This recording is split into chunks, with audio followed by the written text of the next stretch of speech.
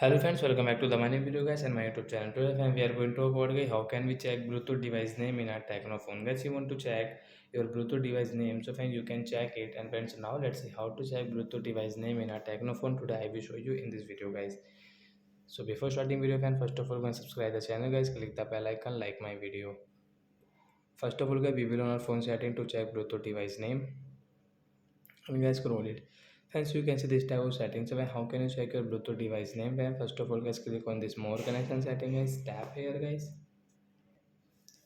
Friends, you can see phone Bluetooth setting guys, tap on Bluetooth setting, and guys you can see device name is not working. So first of all guys, you will have to on your phone Bluetooth and guys tap here, and guys you can check your Bluetooth device name, and guys you want to rename this device name, you can rename. And friends, you can use your phone Bluetooth setting from here guys.